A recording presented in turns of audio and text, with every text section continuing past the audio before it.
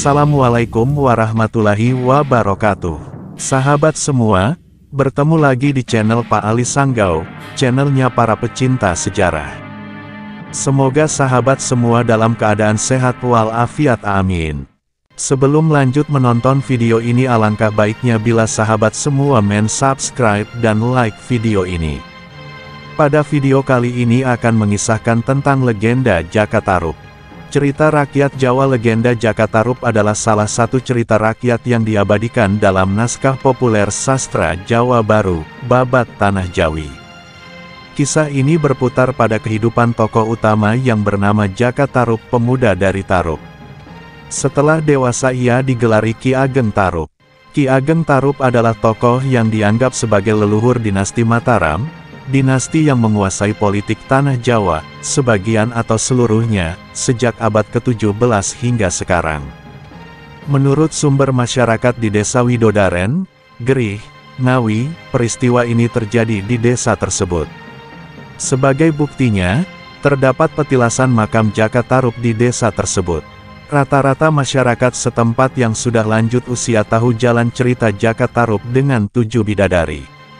Nama desa Widodaren itu dipercaya masyarakat setempat berasal dari kata widodari yang dalam bahasa Indonesia berarti bidadari. Di desa ini juga terdapat sendang, mata air, yang konon dulu adalah tempat para bidadari mandi, dan Jaka Tarub mengambil selendang salah satu bidadari. Alur cerita. Legenda Jaka Tarub memiliki banyak versi, tetapi versi yang standar, sebagaimana tertera pada Babat Tanah Jawi, memiliki alur sebagai berikut. Jaka Tarub adalah seorang pemuda gagah yang memiliki kesaktian. Ia sering keluar masuk hutan untuk berburu di kawasan Gunung Keramat. Di gunung itu terdapat sebuah telaga. Tanpa sengaja, ia melihat dan kemudian mengamati 7 bidadari sedang mandi di telaga tersebut. Karena terpikat, Jaka Tarub mengambil selendang yang tengah disampirkan milik salah seorang bidadari. Ketika para bidadari selesai mandi, mereka berdandan dan siap kembali ke kahyangan. Salah seorang bidadari, karena tidak menemukan selendangnya, tidak mampu kembali dan akhirnya ditinggal pergi oleh kawan-kawan karena hari sudah beranjak senja. Jaka Tarub lalu muncul dan berpura-pura menolong.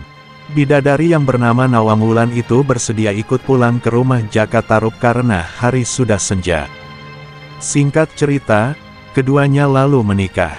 Dari pernikahan ini lahirlah seorang putri yang dinamai Nawangsi. Sebelum menikah, Nawangwulan mengingatkan pada Jaka Tarub agar jangan pernah menanyakan rahasia kebiasaan dirinya kelak setelah menjadi istri. Rahasia Nawangwulan adalah ia selalu menanak nasi menggunakan hanya sebutir beras dalam penanak nasi tetapi menghasilkan nasi yang banyak. Jaka Tarub yang penasaran tidak menanyakan kepada Nawangwulan, tetapi langsung membuka tutup penanak nasi. Akibat tindakan ini, kesaktian Nawangwulan hilang. Sejak itu ia menanak nasi seperti wanita pada umumnya. Akibat hal ini, persediaan gabuh di lumbung menjadi cepat habis. Ketika persediaan gabuh tinggal sedikit, Nawangwulan menemukan selendangnya, yang ternyata disembunyikan suaminya di dalam lumbung. Nawangwulan marah saat mengetahui kalau suaminya yang telah mencuri benda tersebut. Ia mengancam meninggalkan Jaka Tarub. Jaka Tarub memohon istrinya untuk tidak kembali ke kahyangan. Namun, tekad Nawangwulan sudah bulat. Hanya saja, pada waktu-waktu tertentu ia rela datang ke Marcapada untuk menyusui bayi Nawangsi. Pernikahan Dewi Nawangsi Jaka Tarub kemudian menjadi pemuka desa bergelar Ki Ageng Tarub dan bersahabat dengan Brawijaya, Raja Majapahit. Pada suatu hari Brawijaya mengirimkan keris pusaka Kiai Mahesa Nular supaya dirawat oleh Ki Ageng Tarub. Utusan Brawijaya yang menyampaikan keris tersebut bernama Ki Buyut Masahar dan Bondan Kejawan, anak angkatnya.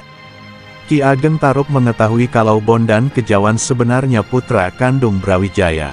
Maka, pemuda itu pun diminta agar tinggal bersama di desa Tarub. Sejak saat itu Bondan Kejawan menjadi anak angkat Ki Ageng Tarub, dan diganti namanya menjadi Lembu Peteng. Ketika Nawangsi tumbuh dewasa, keduanya pun dinikahkan. Setelah Jaka Tarub meninggal dunia, Lembu Peteng alias Bondan Kejawan menggantikannya sebagai Ki Ageng Tarup yang baru. Nawangsi sendiri melahirkan seorang putra, yang setelah dewasa bernama Ki Getas Pandawa. Ki Ageng Getas Pandawa kemudian memiliki putra bergelar Ki Ageng Sela, yang merupakan kakek buyut Panembahan Senapati, pendiri Kesultanan Mataram. Analisis kisah Jaka Tarub. Babat Tanah Jawi adalah naskah sejarah Kesultanan Mataram. Pemberitaan tentang Panembahan Senapati dan para penggantinya memang mendekati fakta sejarah. Akan tetapi kisah-kisah sebelum Panembahan Senapati cenderung bersifat khayal, terutama seputar kerajaan Majapahit. Ada yang berpendapat, Kesultanan Mataram didirikan oleh keluarga petani, bukan keluarga bangsawan. Oleh karena itu, demi mendapat legitimasi dan pengakuan dari rakyat Jawa, diciptakanlah tokoh-tokoh mitos yang serba istimewa sebagai leluhur Raja-Raja Mataram. Dalam hal ini, tokoh Nawangsi yang dinikahi Bondan Kejawan disebut sebagai wanita istimewa. Nawangsi merupakan anak campuran antara manusia dan bidadari. Kisah ini mengingatkan pada tokoh Ken Arok dalam Pararaton. Pihak Majapahit juga ingin menunjukkan bahwa leluhur mereka, yaitu Ken Arok adalah manusia istimewa setengah dewa. Terima kasih sudah menonton video ini. Mohon maaf bila ada yang salah dalam video ini. Dukung terus channel ini dengan cara subscribe dan like video ini. Sampai jumpa di video selanjutnya. Assalamualaikum warahmatullahi wabarakatuh.